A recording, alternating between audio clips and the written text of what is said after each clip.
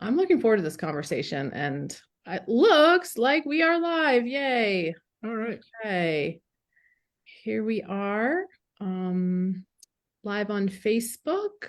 Oh no, we're frozen. Nope, we're not frozen. Okay, there we are. Hope to have some others joining us. Welcome to our continued conversation and discussion of Swedenborg's work, New Jerusalem.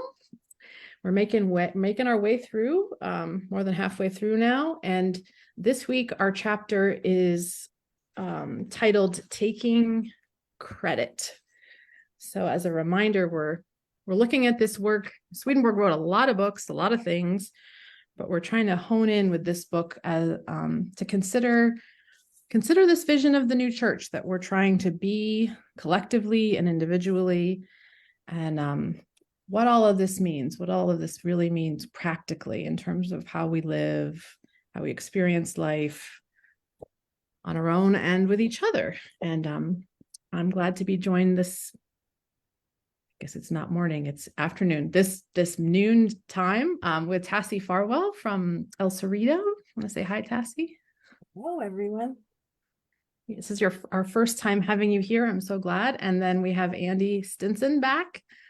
Hey, friends.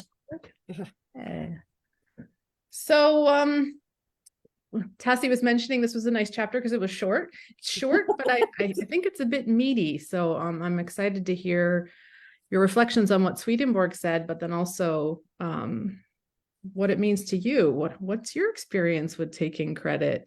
How has it changed over your life? What does it mean as an individual? And then maybe even what does it mean as a church to take credit for things? Do either of you want to jump in from any particular direction? Andy, you're welcome to start if you'd like. Okay. So actually and this might be weird, but what I found was what I was surprised about in this chapter was actually not what was in it, but what actually wasn't in it. Like if you read, the Arcana and you go through the different pieces of Swedenborg's works, and particularly the way he describes pretty much all of the Old Testament patriarchs, they're all this kind of description of immediate goods, meaning this idea of like, well, it's not really the thing, but it's the thing that gets us to the thing. It's the way the Lord works with us to like, okay, there's this way in which we're, maybe we're not, driven to be healthy, but we are driven to look good in a bathing suit. So the Lord will use the desire to look good in a bathing suit to move us towards physical health and stuff like that. But there was almost none of that in this chapter, which you would like, it was when I was like, oh, taking credit. Well, this is probably what he'll talk about. And he didn't talk about any of that. And so I was immediately surprised, but and it's one of the things I'm really coming to appreciate about this work, NJHD as a whole, is that it's really a distillation of this is the way it is. It really is a beautiful distillation of the new church and of, like this is, and it's not there. He doesn't pull any punches here. Like when you say it's meaty, it really has that. So he doesn't. So I was surprised there wasn't more of that. And this is how the Lord works with us, in taking credit. But I mean, granted, he wrote a couple of books on that, like, you got all the divine providence to kind of think about that, and a good section of DLW to think about that. And so, all right, fair enough. It's been covered, but still, I really expected to have some piece of that. And then just that reference to, and instead of referencing that too, he references that section from Heaven and Hell, 158, which is just like, it's a punch. Like it's a heavy punch. Like it is like, okay, time to stand up, boys and girls. Like it's really it's a real invitation to I think to the spiritual life in a way, so that's kind of my initial reactions to it is. I'm glad you brought that up. I had this similar feeling, and one of my questions was going to be, okay, this is the ideal. This is the heavenly state that he's really articulating, is that no credit. This is God working through us. And anytime we're seeking credit, we're really getting it wrong. And my question was going to be, okay, well, when does that Right. happen? I know my children want credit for what they do. I know that's important to build up their understanding of their Right. effect in the world. And, if I were to just say it's God working through them at this point, it would mean very, very little.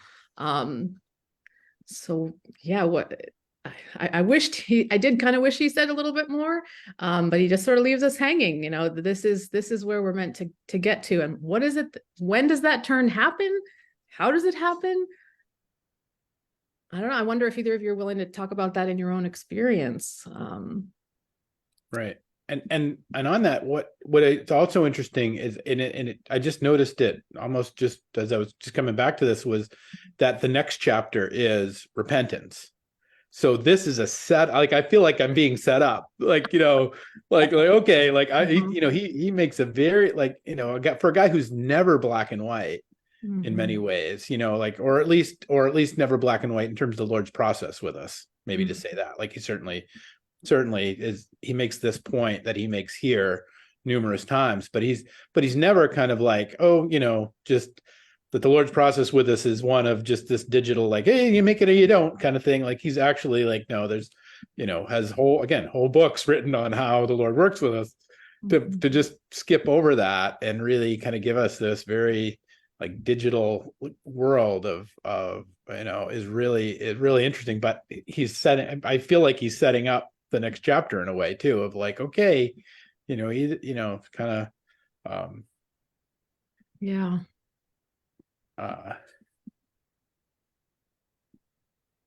One of the things I was thinking a lot about in this was, just like everything can be holy or profane. Like, all of our efforts are always imperfect, but how the idea of not taking credit can even be kind of manipulated, or I don't have a lot of, I struggle with sort of, oh, it's just God, it wasn't me, like, just sort of this that there can be a little bit of a not taking responsibility. Does not taking credit mean not taking responsibility? And I think that's another thing where, as you mentioned, he writes about this in a lot of other places, that right. We have to act as if it's us. Right. We do have to act as if and take some responsibility for doing good, or for bringing good into the world. But that anytime we try to take credit, we kind of pervert that a little bit. And I've been thinking about that, especially in relationship to being the church, and the way that the church has sometimes led us astray. If this desire for holiness, this desire for heaven, this desire to be good, how if it's about, I'm going to do these good things so that I get heaven, so that I get to be the Holy One. Right. That's one of the perversions of the spiritual life that feels very real, and something he's really trying to get us to see through those temptation to make the goodness about us. Right. 100%. Yeah. And this, what kept jumping out at me was this, and I think it's just about a matter of where I am in life and what's going on with me and all that, is just this, because I think he comes back to it a couple of times. I kind of pulled it out, was the places where he says, it's almost like a remember kind of thing. Like, remember, there's no good in you. Like, only good that's in you, like, there's only evil in you, and that any good that comes from you, it comes from the Lord, and it comes through you. And and conversely, the only, if there's evil in you, it comes from hell, and right. But he really makes that point of, like, you will always default, left to your own devices, you will always default to evil, unless the Lord is working with you and through you in it. And I won't say I find it convicting, but I definitely find it orienting, of, like, really, it's just kind of crazy, because it gives me more respect sometimes, some ways, and I understand there's all kinds of ego in it, and all kinds of proprium in it, and that sort of stuff. But the whole NASCAR guy of, like, I just want to thank Jesus for this victory. And, like I'm like, you're not wrong. In a way, there's a really really profound truth in that. If it, now we can talk about whether it's authentic for Dale Earnhardt or not, but Mhm. like it's like there's a real, like there's a wisdom in that. And I think Mhm. that's part of what he's getting at, because he does spend a bunch of time of like talking about how this is the doorway to wisdom. Like Yeah. this is like when you can get that, you actually can be led into that, where like it's that the 158 there. Mhm. Yeah. That's yeah, we become wise to the extent that we attribute everything that is good and true to the Lord and not to ourselves. And since everything that is genuinely good and true comes from the Lord and none of it comes from us, since anything good that does come from us is not really good, it follows that none of us has merit, only the Lord has merit. Mhm. And yeah, and I mean I mean, yeah, I mean, but you get to the perversion of that really quick, like you're talking about, Sage. Like, I mean, I saw that. I saw that in Iraq. I mean, saw you, because this is huge in the Islamic community. Is the idea of inshallah? If God wills it. If God wills, like, are we going to build the bridge today? If God wills it, which is basically culturally the way of saying no.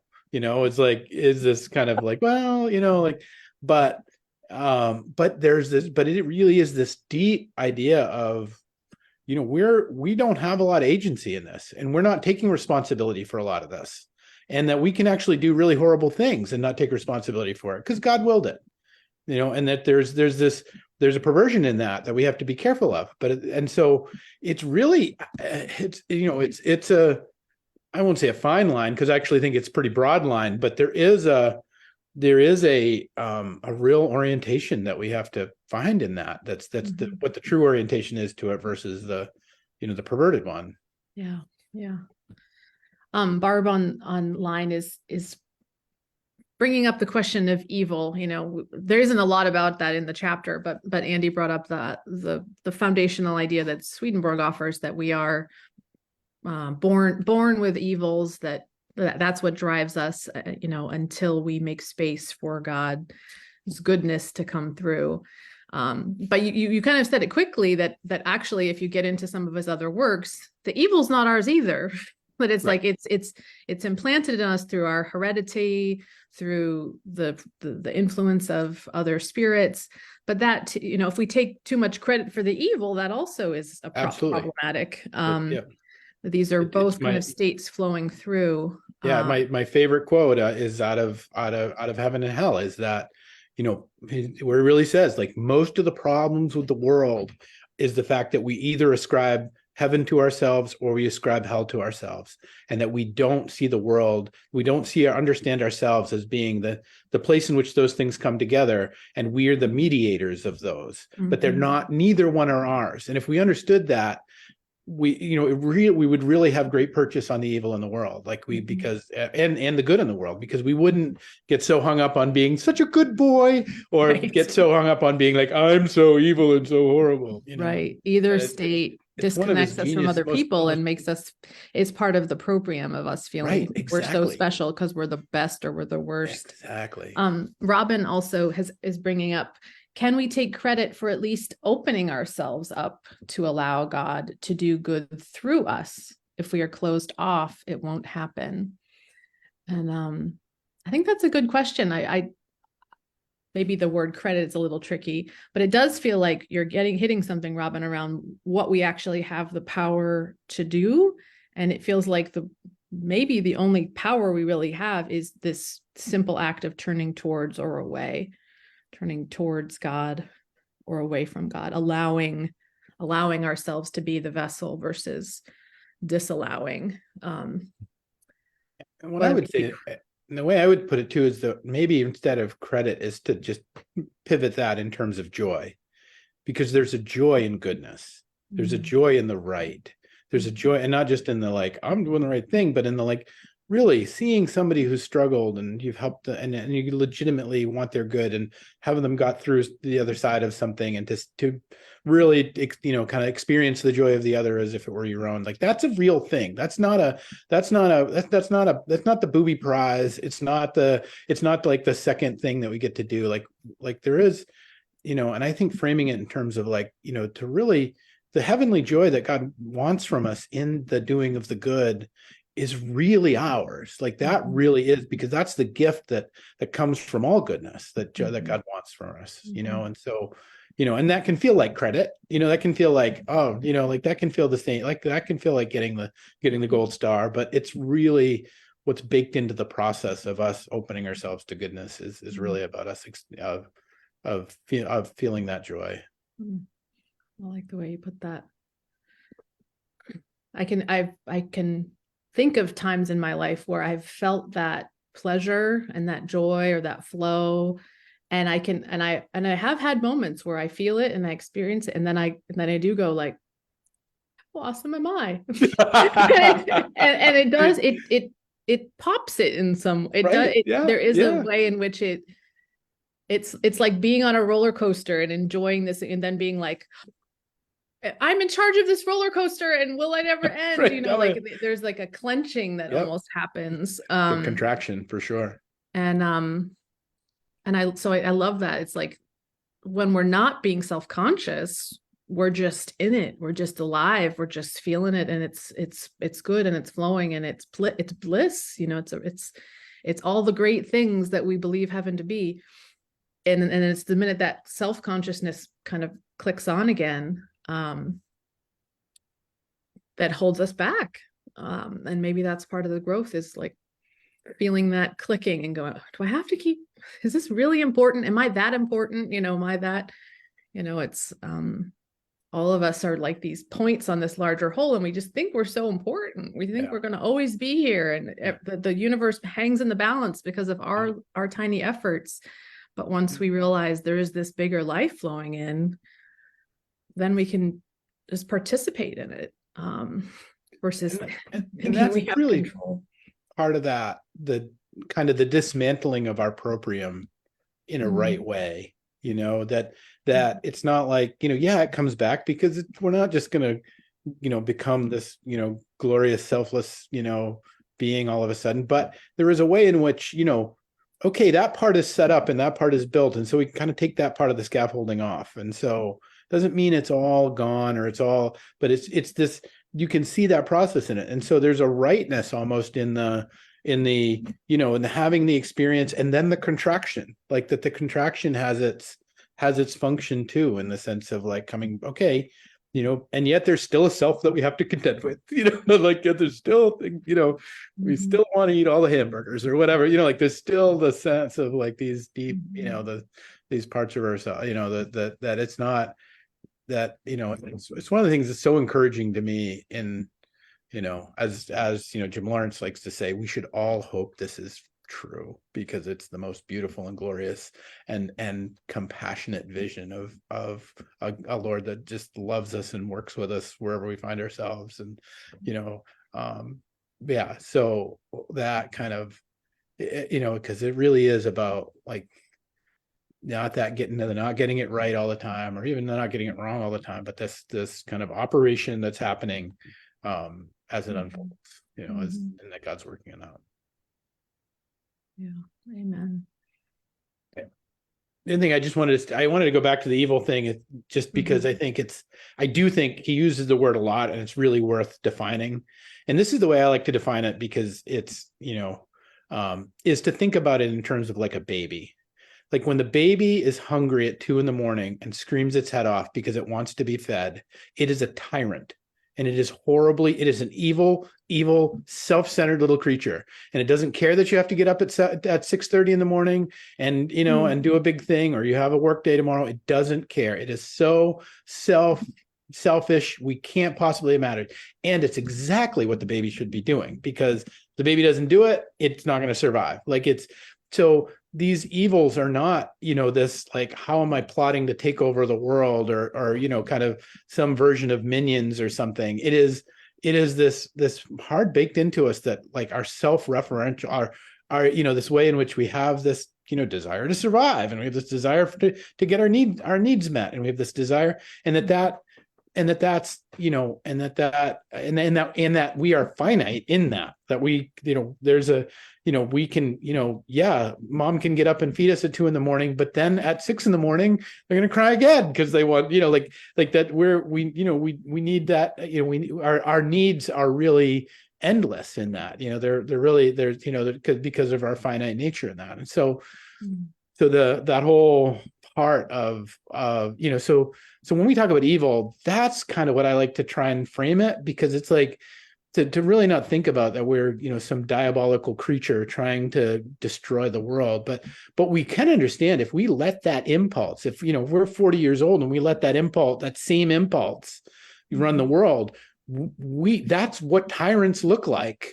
You know, I mean, that was, you know, Saddam Hussein was a great, you know, like he loved Doritos, and if there weren't Doritos around all the time, somebody got shot. I mean, that's real. That's a real fact, actually. Like you know, he, you know, it's like, well, that's how different, like, you know, you don't want that, like, you know, we don't. So, but, you know, so it does turn into that, like, in that sense, but it's not,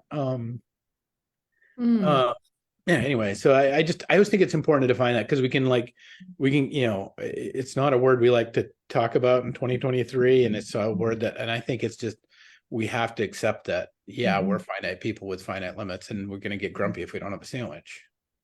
That's a very interesting frame I hadn't thought before. And as someone who's listened to Screaming Babies in the Night, I'm like, hard for me to think of that as evil, but that's a good point, that it at that moment it's appropriate. But if we don't grow out of it, if we begin to believe that our needs are the most important thing in every situation, then we'll go to all kinds of potentially incredibly cruel lengths to continue to get those needs met. And that's, well, you know, it kind of meets all the criteria, you know, it's entirely self-referential, doesn't care about anybody else. It's our own needs and our own needs only.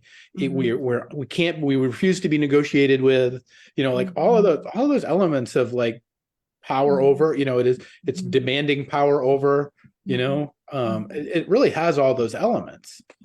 Although it's, you know, it's not this idea that it comes out, you know, we think of it as coming out of like, you know, some sort of James Bond villain, but that's the end of the, you know, like it's just because we're finite and because we're, you know. Yeah. We've been yammering on quite a bit. Tassie, do you want to jump in? Oh, that's fine. It's fabulous. Thank you so much for that sort of redefinition of evil for me, because that always sort of, you know, kind of rubs me the wrong way a little bit when I see that in Swedenborg, that we are all, you know, evil. So this chapter, the very first thing I thought of when I was reading this was thank you notes. When I was growing up, you know, it was drilled into us that you write thank you notes, always, Christmas time, birthdays, always write a thank you note. And so it wasn't until probably maybe 10, 15 years ago, I was at a conference and a woman was presenting, and she said, you know, you give a gift to someone, it's theirs, and they can do with it what they want, and they're not required to write you a thank you note.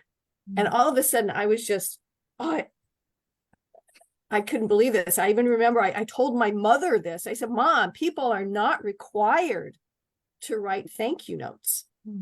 And somebody used the phrase, this was love at a price. And that my expectation is I'm going to give something to someone and they are going to write a thank you note. That's giving me credit, you know, for this. And that's not what giving a gift is all about. So I kind of felt like, yeah, Swedenborg is reinforcing that, you know, thank you notes are, and not that I don't continue to write them, and that I think that's a good thing, and I love to receive them, but I don't have that expectation of other people anymore. I freed myself and them from that. And the other thing I was thinking about, and you kind of touched on this before, is, you know, as Girl Scouts or Boy Scouts, or I was a Rainbow Girl, I know Helen was also a Rainbow Girl, you get badges, and you get service bars.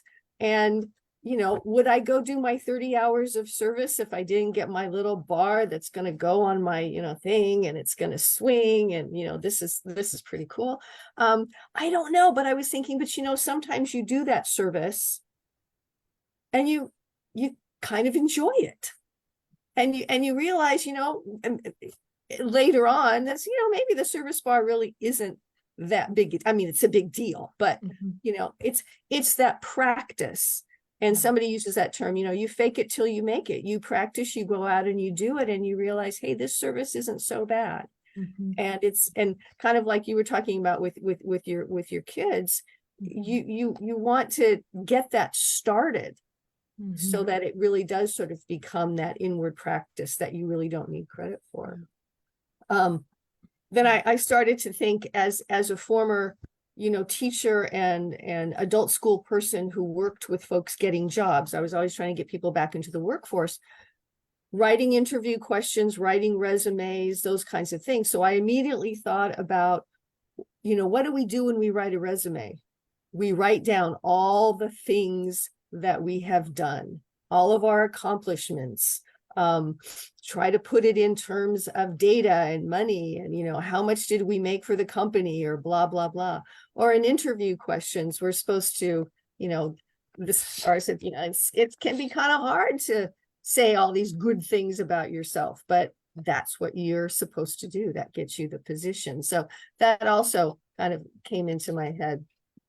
I love that you brought up badges and rewards. I feel like there's just been this explosion of awards ceremonies and badges. And I remember reading something about the early Academy Awards where the actors were like they treated it like a joke. They were like, we act because it's fun, and we're so lucky we get to be actors.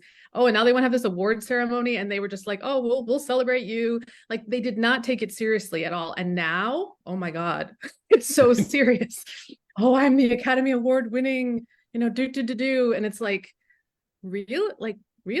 Is this really why you're doing this? Because of this thing? And I think of the way kids are trained in school, it's all about the stars and the successes and the test scores. And I think we've started to realize that we've gone a little too far, and educators are shifting. I already hear my kids coming back with different language about, like, it's progress, not perfection. You know, look how hard you worked on that versus, wow, you got 100%. You know, like we're having to really, I think, rethink this award seeking and this credit. I think it's like we learned, like Pavlov dogs, and we learned that we had power to kind of control each other by giving these rewards. But I think we're starting to rethink the usefulness of it, because it creates, I know I worked for the star, for the reward. I don't know that I learned anything. I learned for the test, and then it would go out of my head. You know, I hardly cared at all. And what kind of a human does that create when we become trained dogs? You know, and is that who we want to be? Is that who we want our children to be? And I wonder sometimes what other kind of reward systems have been created, if they'll last, or if people will start to go, oh, this is really necessary. You know, is this Right. But it fills something in us, and I think it's a good example of how much we crave credit and reward and being special and being defined, and that's in us. It's part of our little evil human, is wanting to be the best. And it's very limited. It's very limited. And it's not really teaching us to enjoy life and to enjoy the process of life and the process of giving. Right. And I wonder sometimes how to create community and church and space that fosters that part of the experience. Yeah, there's also, as I thinking about this, you know, who's the one who defines how good someone is? You know, I think, you know, in school it's like, oh, well, she got the best student award. Well, what does that mean I am? You know, that's I didn't get that. That's kind of interesting. So then I also was thinking, oh well, you mentioned, you know, the service, and I was thinking about, okay, how about our politicians? I think in this part it says hired servants mean those who do good for the sake of a reward. It's like, well, we work and we get paid, that's kind of a reward, yes. But we call our politicians or we not hire, well, sort of. We call them public servants. And I started to think, how much of their time in office is spent campaigning for the next election? Or how much in time in office do they spend telling us how many bills they've written or authored, or what they've helped pass, rather than, would you just go do your job? Yeah. Let's stop talking about it and let's go do it. So I kind of wondered about that. But then I also was thinking about some scripture passages, and I remembered the one, and this was in Matthew, when Jesus is telling the disciples or telling others, when you pray, do not be like the hypocrites, for they love to pray standing in the synagogues, on the streets, to be seen by others. And he says, when you pray, go into your room, close the door, and pray to your Father who is unseen. The Father who sees what is done in secret will reward you. Well, okay, well, there's reward again, but it's that idea that, you don't have to show everybody how holy you are. And then there was another one in Matthew. Oh yes, Jesus is healing some blind folks. I think a couple of blind men who touch him and say, Father, or can you heal us? And he asks them, do you believe? They say yes. And he says, according to your faith, will it be done to you? Their sight is restored. And then Jesus warns them. He says, see that no one knows about this. See that no one knows about this. But then they go and they tell everybody that Jesus just healed them. But he is asking, just keep it silent, keep it to yourself. We don't need to make a big deal, out of this. And then on Sunday, it was interesting. On Sunday, Tom was giving, the message, and he used one of the readings from Swedenborg's Spiritual Experiences, which I'm not real familiar with, but Swedenborg writes, the Lord saves us out of mercy alone, does not demand any praise or thanks in return for divine blessings.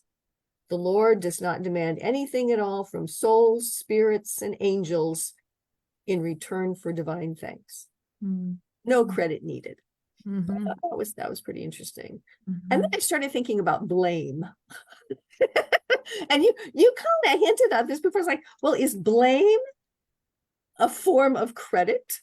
When you're talking about taking responsibility for something. Well, if I take responsibility for something, I'm taking the blame for something. Sometimes blame or an action that seems wrong turns out to be good, in the end. Frequently that happens. So I kept thinking, well, or something we take credit for as good turns out to be a big dumpster fire. So yeah, we don't always know. We don't always know. I was watching, public TV, and there was a big documentary on Al Capone. And of course, Al Capone was very proud of all the things that he took blame for, and was quite happy for all the evils, that he did. And I said, well, that's an interesting way of taking credit. So anyway. Yeah, credit and blame are definitely connected, and it's that, we're here for a time. And what's so interesting to me, and the longer I live, the more kind of ridiculous it all feels, is we just think we're so important, that our blame is ours, that our credit is ours. We want to have our names on buildings. We want, that, and we think that is what makes our life a success or a failure. And certainly today, like fame, now it's not about being good or bad. It's about being famous. We don't care why we're famous. We just want to be famous. For what reason? Yeah. And we think that's what's going to make our life worth living. And there's something about the taking credit to me that feels tied to the grasping to life, grasp, this is mine. This is my credit, my blame, my thing that I'm building. And what's such a part of the mystery of growth is it makes us miserable. At first we think it's making us happy because we're like, wow, look how powerful I am. And look, and for my kids, they need to feel a sense of credit and like, that they have power in the world. And that's part of our growth. We need that. And as Andy mentioned, it's immediate good. It's not totally bad to have that sense of, but at some point it's going to get bad. At some point it is going to become miserable. and at some point we'll become tyrants, and it will become really, truly evil if we continue to, because we'll start to feel so out of control. We'll do terrible things to kind of keep our balance. And this is the mystery of the regenerative process, is at some point it's all got to come crashing down, and we have to realize it's been God all along, and let it go and have some humility. and then I think life really starts to get going. And that's where this chapter is like, yeah, this is how it is. No credit for you. Now what are you going to do? Right. Now why are you going to live if you're no longer looking for a gold star? Or how will you now choose to live? What will motivate you? What will inspire you? What will... I was listening to a podcast about this guy, and kind of runs an organization that they go out. It's not the famous guy, the Tim Ballard guy, but he goes out and kind of rescues women from sex slavery and brings them back. And they're pretty low key. They don't, the interview was really good, because he was kind of driving at this of like, why don't you tell your story more? And he suggested this, which is, I think it's providential that I just listened to it, because it was really interesting. He says he says basically, and I'll kind of butcher what he said, but it's that there's an inverse proportion to how much you celebrate a thing and how much you take credit for it, and how much it is that you're kind of working for the right reasons.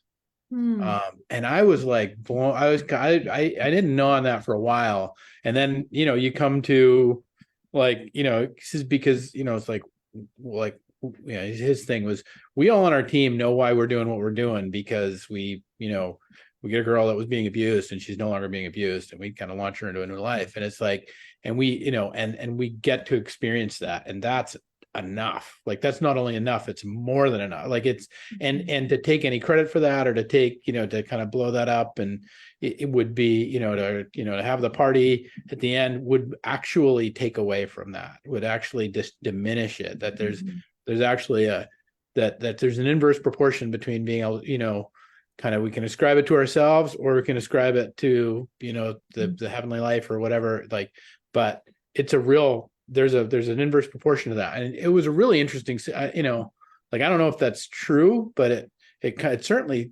feels, I think it's like true. it. That feels I think very it's true. Like, I mean, it really is. I mean, but if that's the case, though, that's a whole nother. Then what the heck are we doing? Exactly. Right. Like, Yeah. right. Yeah. Like, I mean, it how definitely, does that- it puts a tinge on all of those. I mean, so many celebrations are for like the rich Right. guy that gives the Right. money for the thing. And it's Right. like, how much are you actually, Yeah. and And sadly, even for all the right reasons, and for the very best of things. sure. Right. And, but I think what it points out is like, you need a giant party to give you the same sense of satisfaction as helping one person. Right. And as actually doing one good thing. But Right. if we were actually doing the one good thing, we maybe would need fewer parties. Right. We And would how there maybe- really is an either or in that, Yeah. like, it's either the big party or it's the heavenly joy that comes from that. But you really can't, that one really does, it's the paragraph 153, genuine caring and genuine faith are completely devoid of any concern for credit, because that makes caring for others pleasurable is the goodness itself. And what makes faith pleasurable is the truth itself. So people who are committed to this kind of caring and faith know the nature of goodness without concern for credit. And while people who are not committed to caring and faith do not know it. So this way, if you're not committed, like, you can't know it. Like, there's this, and when you know it, nothing else will do. It's kind of has that, so like, once you've had the good stuff, you can't drink the, once you've had the best wine, you can't go back to the $2 chuck, like, it's really. And you don't even care to, and you want to, right? Exactly. You don't even want to. You quietly exit, quietly go about your business, loving people and caring for the world. And then the evil parade goes on, kind of making a big to-do about all of our other efforts. I'm going to have to hold that one for a while. And it makes me, I think one of the things I was thinking about with this so once you stop taking credit, then when you're no longer going after the gold star, what's leading you? And I think that, ultimately it's God, but then it's like, well, what's God? What are you listening to? What are the choices? And I think that it's, I think sometimes we focus too much on the self and too much on the others. Like, it's all me, it's my vision, it's my perfect thing, or it's all the need around me. And I keep feeling like that it's both. It's where does my longing meet the need that I experience in my life? And it's going to be different for all of us. Ralph brought up in the chat, I love everyone, but I can't sit through a fundamentalist service. Does that make me bad? And I think, no, it doesn't make you bad. It's just not your cup of tea. We have to discover what our cup of tea is and where our longing meets the need of the world. And I was thinking about this the other day, that part of the challenge we have with understanding each other is so I'm finding my little thing, and I'm looking at the giant mess that the world is, and I'm finding like this little corner to sweep up, and I'm focusing on that. But then I see my neighbor, and I don't see what corner they're sweeping up. I see what they're doing, and maybe it's not like what I'm doing. And so I judge them, and I say, oh no, why are you not helping me sweep up my corner? When they might be helping the world in a way that I'm not even conscious there's a problem yet, and I just feel like that's part of this moment of laying down. As we lay down this desire for credit, we really have to get very curious about each other and what needs are out there. And because I think the following God, when we're all looking for the same gold star, it's easy to know who's doing well at that and who isn't, because we're running the same race and we're all trying to compete to get to the end. But when we stop running that race and we become more sensitive to the real needs that exist, we're all going to do it differently and maybe more quietly. And that's a different, how do we operate in that kind of world? How do we support each other and love each other? And when we're all really engaged, maybe in different projects. I want to say that's what's kind of nice about being retired. I'm responsible for finding what good I can do. I'm not responsible anymore for making sure that my boss knows all the things that I've done to, make my school a better place, because that's what I really felt I had to do. I had to make sure that I documented everything that I was doing, and made sure that she knew that, to make sure that she knew that I was, worthy of my position. And as you're saying, again, who's being the judge of that? And who knows what needs to be done in my world, or how that's being done. But as a retired person, yes, now I can choose to be a licensed pastor if I want to be, and find deep meaning and satisfaction for myself without really needing other people to say, hey, good job. That's right. Yeah. And that's such a good example. I think a lot of people, that's true in the workplace. It's true for ministers. What are you doing? We got to prove you're showing up, And it's a very, again,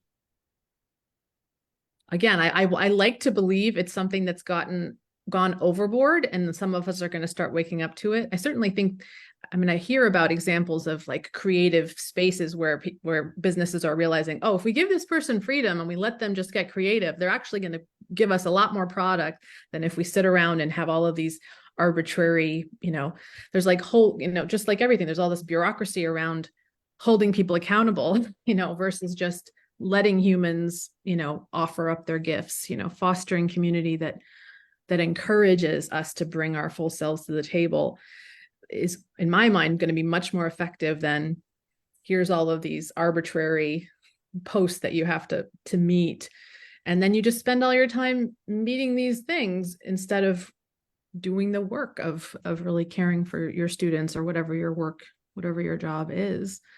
I like to believe that's all kind of gone, that it's reaching a breaking point. Maybe I'm just wishful thinking, but. And I wish we could say, honestly, that it's looking at values, looking at someone's values as far as, I want to say, as far as their production, but we still get back to that, prove to me that the values that you espouse are those that you actually act upon.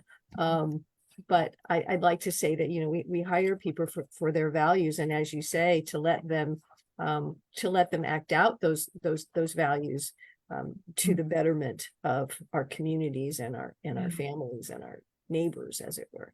Yeah. And it's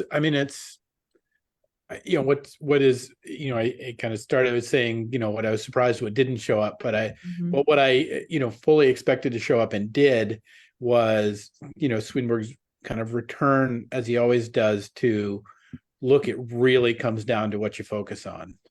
It really, it really is what are we gonna point ourselves at, and what are we gonna focus on? I can't get away with a conversation about taking credit without the great Eisenhower quote of, you'll be surprised how much you can get done if you don't care who gets the credit, that kind of idea of what are we focusing on? Are we focusing on getting the thing done, or are we focusing on the reward? Are we focusing on that? And that again and again and again in this little meaty little nugget, he comes back to, it really is about focus, it really is about focus, and that's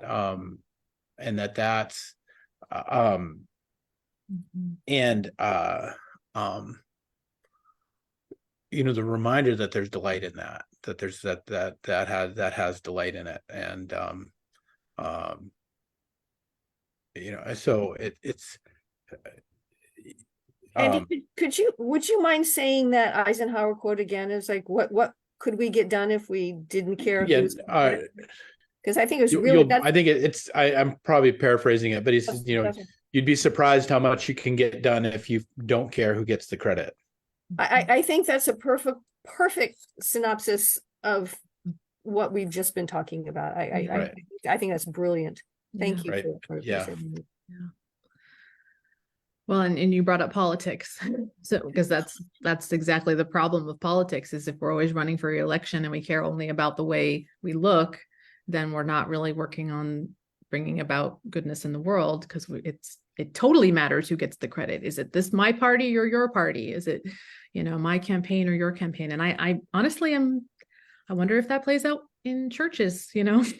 My church is doing this great thing, and it's versus, as a community, can we do this, and can we support it together? I do think the identities that we hold as individuals play out in groups and in collectively, and so we can fall into the same trap as a denomination, or as we can choose together to do good for the sake of doing good quietly. But often there is a piece of it that's like, oh, and will this grow our numbers? Will this help our bottom line to be doing this good thing, versus are we doing it just because it will bring joy and love to our hearts? And I don't know, probably a little of both often. Everybody. Oh, This is- and to Ralph's point, like the well, I mean, I actually think he really kind of points at some of the things one of the things that I'm most frustrated with kind of in evangelical worship, which is it is that coming out of Calvinism, the whole point of worship is praise and worship. It is to praise God because God apparently has an ego complex and needs to be reinforced, needs to be told how great he is. You're doing great, Mhm. Jesus. Like, like Mhm. that's the impulse of worship. Now I get it that there are good things that we get when we put ourselves in that state to Mhm. right. I mean, I get how that works, but it's it's not certainly not a worship form I embrace either. And I think in part because of that is it makes this is it actually harkens to this idea of like, is God looking for reward? It smacks of that question of like, does God need me to praise him?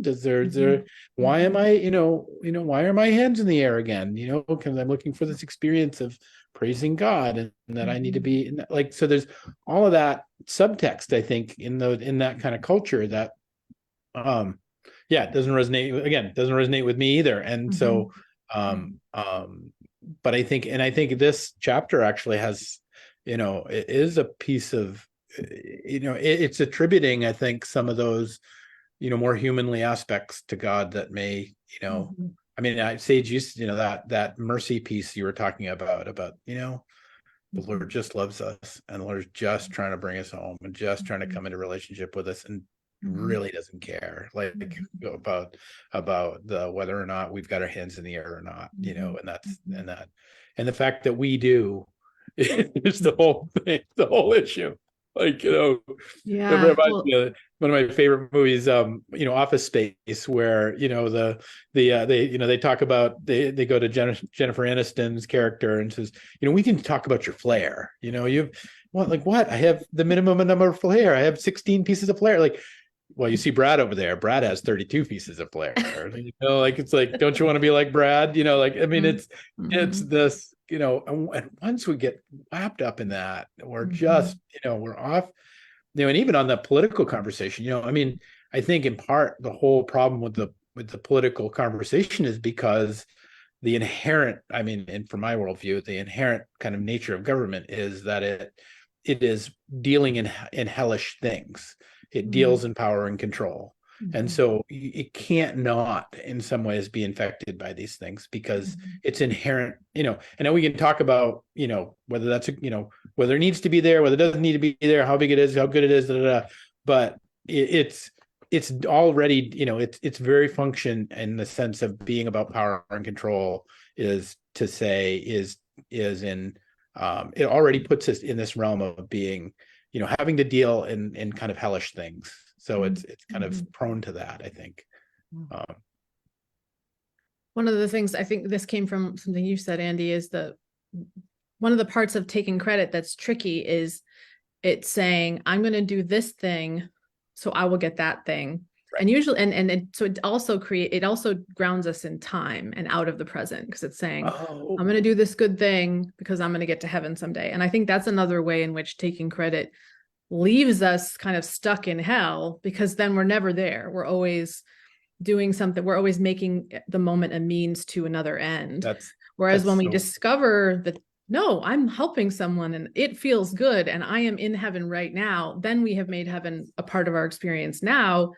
And that's the only way to get to heaven. That's what's so good. We have to taste it now. And it's not for later. It reminds me of a sermon I heard from an Orthodox priest that was kind of a meditation against delayed gratification. Yeah. He said, look, if you want to be about empire, delayed gratification, great. Like if you want to build a world and build that, like delayed gratification, great. And we probably need a certain amount of it. But the idea that you've got a mark on the wall, like you just said, I mean, that's a really good point. That's so brilliant of what you just said, of we really have to, because it's not just the reward system, it's the fact that the reward system takes us out of the possibility of the heavenly life, because it takes us, it future orients us, and you know, like what's the great quote? You know, all suffering comes from thoughts about the past and beliefs about the future. You know, like all it's like there you go. Like, you know, There's something to that. Yeah. The other thing that's striking me as we come close to the end is just how many ways there are to take credit. You know, like there's just as many, and and at the same time, there's that many diverse ways to find joy, to be helpful. There's so many ways we can be helpful. You know, some people in the conversation have been talking about different worship. You know, is a service bringing thought? Is it thoughtful? Is it stimulating our intelligence? Is it in the emotion? You know, like anything we want to be involved in can be beautiful. It can be good. And we can find a taste of heaven in it if we love it and if we're enjoying it. And if it's, and it can be hell when we start to believe this thing we're doing, that we're going to become the best at it. And that the thing we're doing is better than the thing the other person is doing, that using our intellect is better than using our heart, or, you know, they're just different expressions of this larger whole. And they're experiences that we can taste heaven. We can be of service. We can be useful when we're not attached to them. When we're keeping our, and I like the way you focused on, you know, that what's our attention on? Our attention is on the Lord, the totality, the life that makes all of this possible.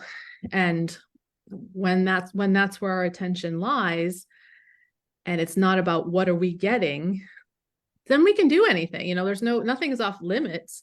We don't have to stop doing all the things that before we were doing for credit, but now we can do them for love. Now we can do them for joy and for service. And maybe we'll get to do them for eternity if we're lucky. right. Yeah. Any last thoughts as we round up our conversation? This has been very, very enlivening for me today. As you were talking, I was just thinking, you know, sometimes we, or thinking of those folks who are famous, or I guess it's like were famous. It's like, oh, you know, they had their day in the sun, and you know, they're not getting that call too often anymore. And people were like, well, I must not be worthy then, because I had my time and I was getting all those awards and credits, and my face was on Time magazine, and nobody knows who I am anymore. And you think, gosh, is that, you know, are you still the same person? Well, yes. Yeah. So where do we find our value? And like you said, we should be finding our value in how we are helping our communities, and not how we get our face on a billboard for Macy's. Yeah. And those great famous, we have so many wonderful examples of people who got all the things they want, and then we're not happy. So we don't have to be the one that gets all of that to start to see through the need we have for belonging on a deeper level than external praise. Yeah. Thank you, Sage. This has been this whole process of studying the New Jerusalem has been wonderful. Thank you. I'm so glad. Well, I'm so glad you were able to. I'm giving you credit for. Oh, good. Oh, thank you, for getting this started for all of us. Do you have any final thoughts, Andy? So I just wanted to leave it with this one sentence from 157, which you know, it just brings us. I think it's just I love it because it's really orienting in the sense of it brings us back to, like, you know, it's still just worth pursuing the good no matter what. Yeah. And so this thinking and believing that we come into heaven if we do what is good, and that we are to do what is good in order to get into heaven, is not the same as focusing on the reward, as our goal is taking credit for our deeds, since people who do good things that come from the Lord have this thought or belief that. Yeah. So it's still not. We should still want to go to heaven. We should still have that as a goal. We should still, you know, I want all the good things that come from the heavenly life. But that's not. But the focus is not the reward of it, but for the love of being with our Creator, and for the joy that comes from that. Yeah, you know? Thank you. So that's just... And my last thought, inspired by that, is, and we can do good no matter where we are, no matter what moment, and actually sometimes it's after all the suffering and all the misery and all the seeming bad choices, sometimes through all of that, we have all this experience and knowledge of the bad that then we can, who knows what good we can do with it, that there's always good. It's not this linear movement towards the gold star where we leave everyone behind. It's always available to us. It's never distant. It's never far away. Sometimes the good might just be the simple turning of goodness in our own heart to allow a moment that's hard. So good. All right, everyone, Awesome. go do good. We had a great community joining us online today, and come Thanks, back everyone. next week and we'll talk about repentance. That'll be fun. Thanks so much, Andy and Thank Tassie. you. I really Thank appreciate you. it. It's nice to All meet you. right. Be well, Tassia. friends, and we'll see you again soon. All right. Peace and grace all. Bye.